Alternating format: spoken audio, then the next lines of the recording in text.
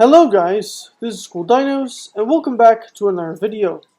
Today we'll be covering something a little different from my usual content, as I'll be going over a project that has been in the works for several weeks to a little over a month prior to February 9th, more on this later, as well as the workings of this video spanning around the same time frame, like a month, like another additional month. But first, we need to understand the reasoning for the creation of my project and go through a bit of background history, so let's quickly dive in. Around 7 or 8 months ago, I think maybe 9 at this point as I'm recording, Goji Center has redesigned and created their version of the Indominus, capable of causing an extinction event all across Isla Nublar and potentially causing a global health crisis. Introducing the Indominus 2.0. Now, this formidable hybrid creation by Goji Center and team has been met with a challenge. Meet Goji Guy. He stepped forward to create his own hybrid, also known famously as Hank. With the base build of a Spino, deadly toxins produced all over the body, the arm strength of a pistol shrimp, the jaws of Dunkleosteus, the eyesight of the chameleon, and the uncanny survivability of a tardigrade, this was, on paper, the perfect counter to the Indominus 2.0. But, before I continue, credit to Goji Guy and the artist credit goes to Valeria_LNX. But, Hank didn't fare as well as we originally believed. He wasn't able to step to the arena due to too many contributors, as well as conflicting instincts, and, injuries from some of these contributors and issues resulting in its early demise, like behavioral issues and physical issues. However, Goji Guy's Hank was the catalyst for many other content creators to step forward to create and present their own hybrid creations to challenge the Indom 2.0. Famously including Madly Mesozoic, Harris Sang YT2, and Dangerville, and many, many more. And this trend got so popular that Goji Center decided to open up a competition to give people a chance to face off the monstrous creation made by Goji Center themselves, known as the Great Hybrid War. Today, I want to introduce my hybrid into the battlefield, and for my creation to make his first debut not just in my channel and my media, not just in the channel and in media, but also to challenge the Indominus 2.0. And unlike Goji Center's creation, having 9 total contributors, I only have 8 contributors, all playing an important role in my hybrid's biology. With all that out of the way, let's begin. Before I do, make sure you guys like the video, subscribe to my channel, and hit that notification bell. Now, with everything out of the way, let's get cooking. The first contributor we'll add to my hybrid's genome is the Alamosaurus. Now, you may be wondering why I didn't choose a larger sauropod like Argentinosaurus or Brujavkeosaurus. Well, more on that later. This large sauropod not only contributes to the corporal build and overall mass, but in order to reach these titanic proportions, we must take into account the adaptations that sauropods had to reach these sizes, such as air chambers or air sacs, as well as a lighter skeleton, to name a few. Now, I would go over all the sauropod adaptations, but I think it would take me too long, so I just named only 2 examples. This will allow my hybrid to have an efficient respiratory system, as well as having bones that aren't too dense like mammals, unlike mammals, enabling it to reach these enormous sizes. However, even though a normal sauropod will typically work against regular megatheropods, just the Alamosaurus alone is not enough, as the Indominus 2.0 has been demonstrated to jump onto the backs of sauropods and deal significant damage, crippling the sauropods. Which leads to our second genetic contributor, the Doedicurus, the largest known glyptodont in the fossil record. This armored mammal has a trait that will be useful to our sauropod. This mammal contributes to a shell-like armor, which will be applied on the torso, base of the tail, the upper legs, or forearm and thigh areas for context, as well as the base of the neck. This will allow our sauropods to have some better protection against the Indom 2.0, as it has been demonstrated to be able to jump onto the backs of sauropods, as previously mentioned, and not only would the Indominus 2.0 not be able to penetrate through the armor to vital organs as easily, but also wouldn't have an easy time staying on the back due to the smoother and rounded surface. I took notes from Madly Mesozoic on this one.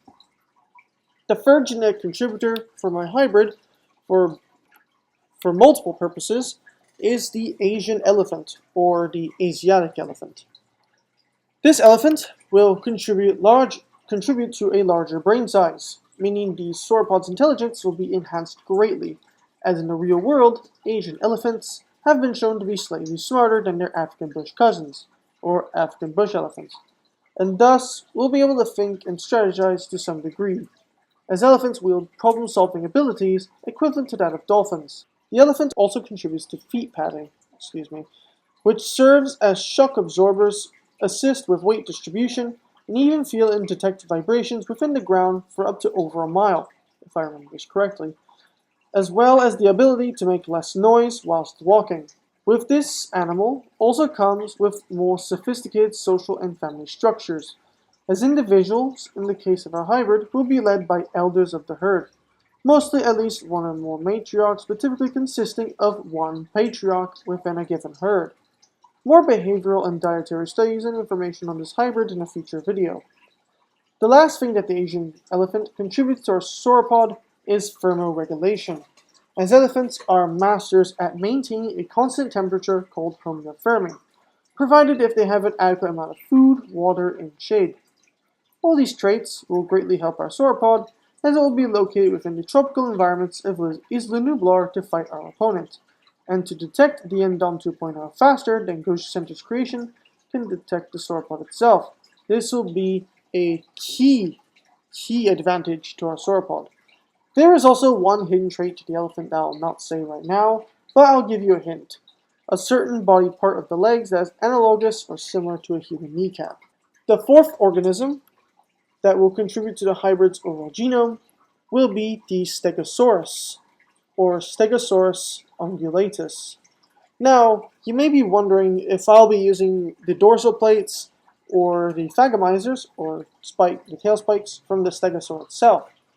But I'm actually not going to be using any of these traits, as it could either be exploited or would look absolutely ridiculous, or it just make said weapons less effective for what I'm aiming for, given the other contributors in question.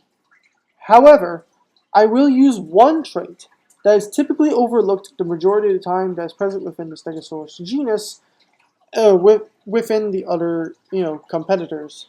As far as my knowledge goes, other Stegosauridae could possess this trait maybe.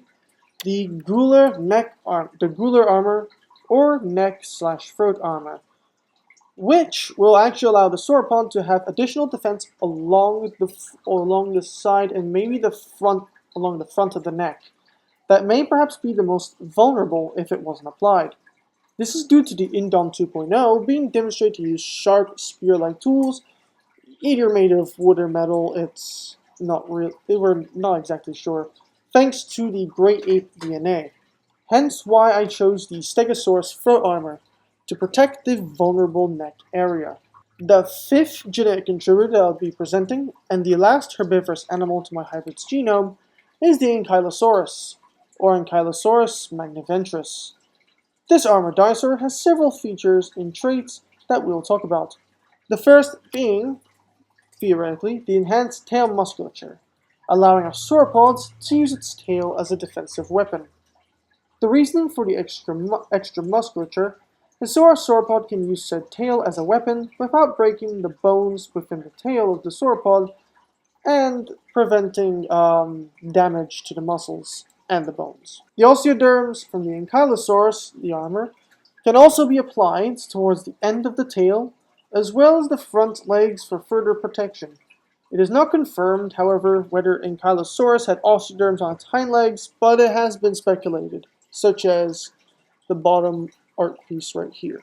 The last desirable trait the Ankylosaurus wields is one trait that is most famous for, is its tailed club, which would be a valuable weapon. A blunt force club, combined with the appropriate tail musculature, would make the traits of the Ankylosaur useful for defense against the Indominus 2.0. We move on to the sixth contributor, which is one animal that I actually took notes from Goji Center, the Western African dwarf crocodile. And yes, I know I took that from the internet. All of them I got from the internet. Apologies, this looks a little goofy. This crocodilian provides a few internal traits and some outwardly traits that we'll cover before we talk about contributions. Unlike its larger relatives, the African dwarf croc has osteoderms, or its armor, protecting its entire body, which means it also protects the underbelly. And, on top of this, like other crocodilians, it possesses a strong immune system, with powerful antibodies to fend off against poisons, since dwarf crocs, if I remember correctly, hunt snakes, as well as fight against diseases and infections. Now, to contributions. The first of the traits that will be used will be the armor, or osteoderm application, along the underbelly, as well as the lower segments of the forelimbs and hind limbs. Unlike most of all the other herbivorous animals that used in the genome, that didn't exactly have armor at the underbelly, the dwarf croc gets this job done. Because of the crocodilian influence, my sauropod will have a tougher hide, despite the crocodilian's smaller size. Remember the antibodies I mentioned a little bit ago? Those will also be applied to my sauropod's immune system, which will be greatly enhanced later with the next two organisms in its genome. The last trait, or ability, that we'll implement from the African dwarf crocodile is the ability to section off blood flow of a limb so as to prevent the spread of an infection, such as a bite. Now, one disclaimer, I'm unsure if this will work at sauropod sizes. I'm not sure. Let me know. If it doesn't work, either way, I think my sauropod will be fine. The seventh contributor that will be covered in my hybrid's genome, and one unusual animal, is the northern short-tailed shrew. I know, again, it's an unusual choice given my hybrid is a sauropod, and dinosaurs and crocodilians are somewhat related. But let me explain some of the traits of this small mammal. The northern short-tailed shrew is one of the few and rare instances of a venomous mammal, which wields neurotoxins. Neurotoxins, for context, are poisonous to nerve tissue and can damage the nervous system. And their teeth are also coated with iron deposits. Essentially, they are made of metal. Knowing this, the first two traits that will be applied to my sauropod will be the iron deposits on the teeth being coated with iron deposits. The teeth will not have the same structures as the shrew, however. My sauropod will not have the same dental structures as the shrew itself, as well as wielding venomous saliva, although I don't know how effective this would be against the Indominus. Additionally, with this venom, and considering Indominus also wields the same shrew venom, our sauropod will also have venom immunity, or at least resistance, to the Indom 2.0's venomous bite. Should one of those Indominus rexes, made by Goji Center, land a bite on my sauropods. Because of the northern short-tailed shrew, my sauropod will also have a faster maturity rate of around 2 to 3 years, as opposed to only 10 to 20 years, or maybe longer, as shrews mature at about 2 to 3 months old. Of course, the sauropod's maturity rate will not be ridiculously low, hence why I have it only to around 2 to 3 years. Now we will cover our eighth and last genetic contributor for my hybrid, another rather odd choice, the vampire bat, or Desmodus rotundus. Obviously, one of the desirable traits of bats are disease and viral immunity, which will bolster the sauropod's already strong immune system, and this will help my hybrid to be immune to whatever diseases the Indom 2.0 is riddled with, should it face its adversary in a more decrepit and non-hygienic state. Although, this will mean my sauropod can be a carrier. I also took notes from Goji Center's Mortalodon, or Indoraptor 2.0 video, where vampire bats have the ability to ingest excess iron through the blood, which allows the distribution of excess iron to different parts of the body, to the skin, nails, armor, and weaponry, as well as the already ironclad teeth. The last trait from the vampire bat is a glycoprotein present within saliva, which serves as an anticoagulant, also called draculin.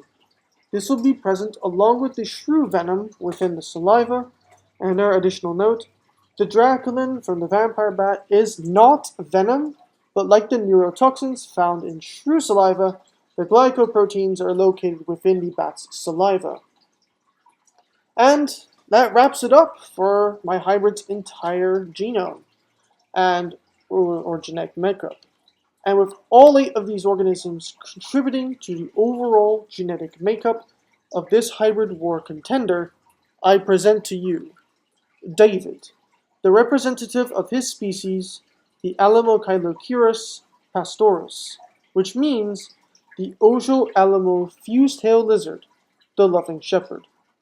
Weighing in at 78 to 82 US tons for the males, and a bit lighter for females, and measuring at a height of about 12 meters tall and roughly 100 meters long, this sauropod would be a quiet living tank. His nickname is inspired by one of the most famous kings in ancient history, and certainly a name that is very familiar to those who read the Bible and certainly know his story, King David, who had defeated Goliath, one of Philistine's largest champions, a massive giant of a human, with just a slingshot and a stone. Since Goji Center had used some biblical themes, I wanted to add a few references from the Bible from my hybrids, as one you can probably see from his design. With his sheer size, he can use the terrain to his advantage when needed, as well as intimidation, as well as position himself to properly defend against the Indominus 2.0, his adversary. He wields legs covered in osteoderms and scutes, a tail club, ironclad teeth, armor that scutes and osteoderms that cover the sauropod's body from neck to tail, that would be able to contest and perhaps even somewhat counter the Indom 2.0's jaws and claws to some degree. I'll go over some more in-depth details from the hybrid in a future video. Now, I'm aware that there are potential flaws with my hybrid, such as a slower movement speeds. It makes sense though, given that it's a sauropod, possibly unable to rear up on its hind legs either due to the armor orientation or the added weight from the Doedicurus armor may be the cause of this. One more potential flaw I could see being an issue, and from what I think of, would be, if this is even possible for my hybrid, requiring high caloric needs just to produce the shrew venom or neurotoxin alone, and perhaps more to produce the vampire bat glycoproteins. Not to mention the upkeep for growth and immune system development. I'm pretty sure I missed a flaw or two I haven't thought of. Let me know what you think in the comments. With all that being said though, I'm really proud of how my hybrid turned out by concept and design. I feel like there are some flaws that can be fixed later down the line, but overall, it is a solid hybrid in my opinion. If I have to give David a rating on his chances of winning against the Indom 2.0, I'd say he has a solid 7 to 8 out of 10, surviving and winning against Goji Center's Indominus 2.0 in a one-on-one confrontation, although the species will be living in herds. I am not biased, this is just my opinion. For those who are worried that I missed the submission period, don't worry, I turned in my hybrid during the submission period back in February 9th. I just got this video out quite late, over a month afterwards, and again, deepest apologies for the delay, guys. I really hope my creation makes it to top 16, but even if he just makes it to the honorable mentions, I had a lot of fun creating this sauropod hybrid, and even worked together with some other friends who had also created their own hybrids, as well as my father too. I'll present my artistic pieces of their hybrids whenever I can in community posts, and don't worry, they have my said users or friends have my full permission to use the art. Well, this wraps up the video, I guess. I hope you all enjoyed my hybrid contender for the Great Hybrid War. I really did my best with this creation. If you want to view more content and not miss out, and to support the channel, make sure to like and subscribe and hit the notification bell to not miss out on content. I would really appreciate it. I really am trying my hardest here, despite college and all these other things getting in the way of my, posting schedule. Well, see you all in the next one. Bye, guys.